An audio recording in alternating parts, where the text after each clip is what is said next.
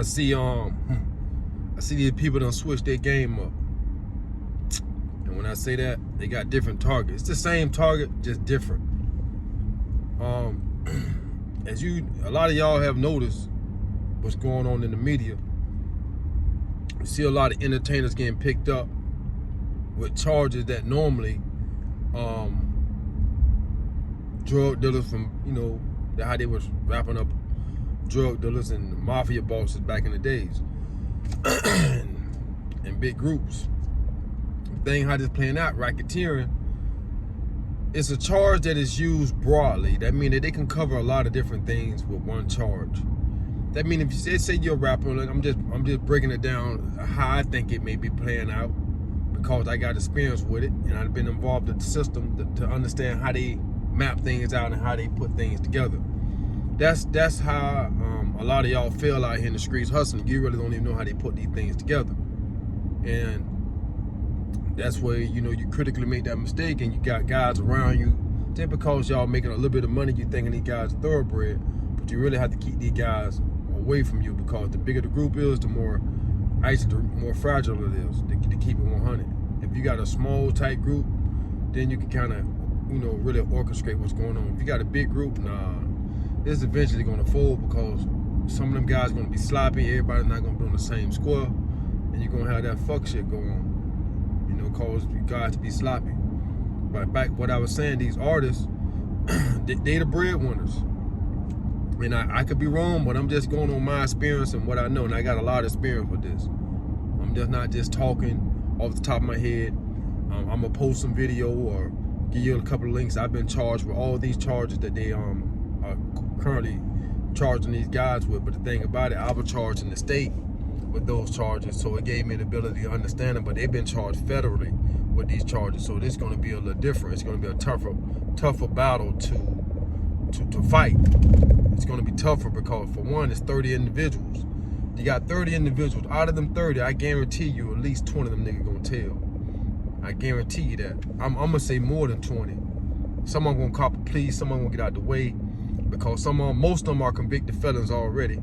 And by you being a convicted felon, you got a federal charge of time they're gonna give you.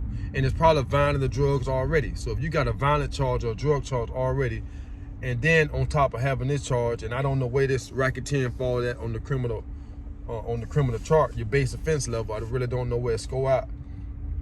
And them things y'all need to know about. Your base offense level, where you score out. So if you got a couple of, y'all don't think like this, but you need to be thinking like this. I'm just keeping it one. You need to think like this.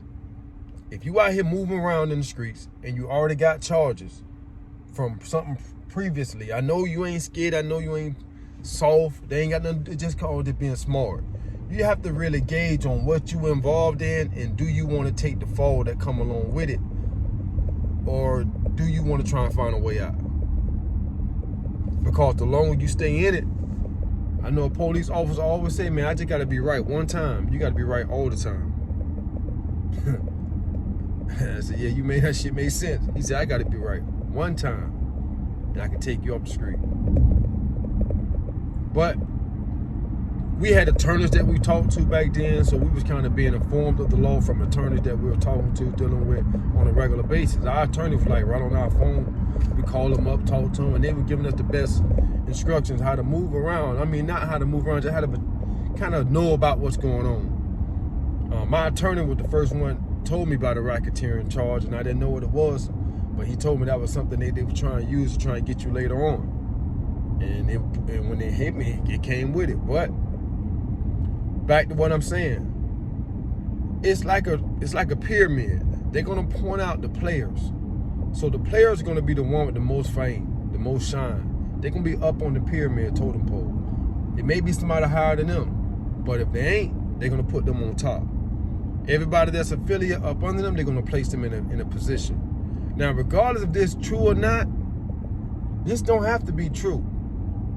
That's how they're gonna play it out.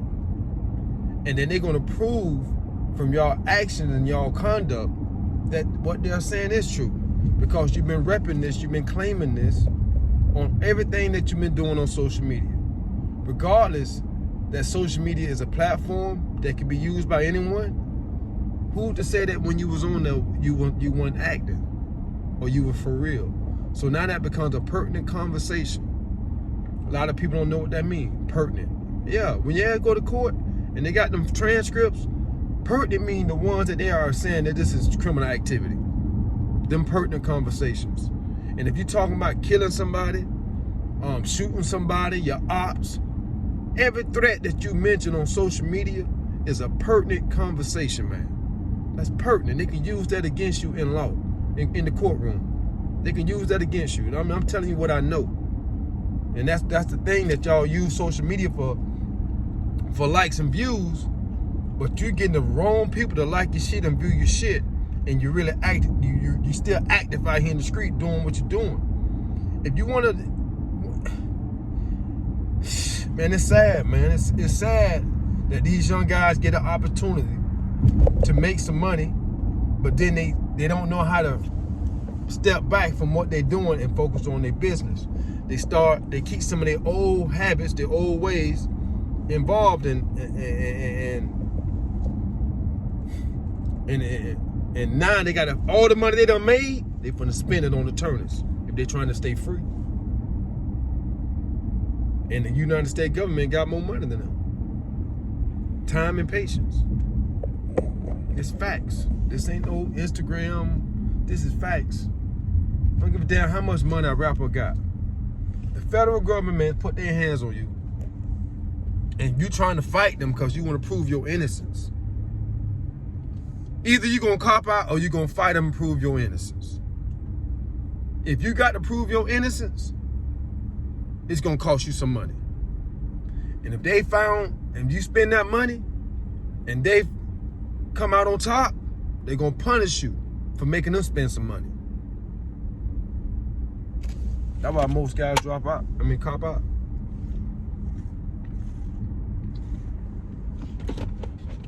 Yep.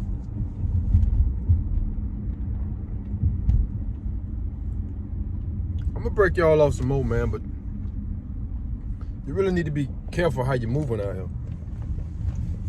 For real, for real.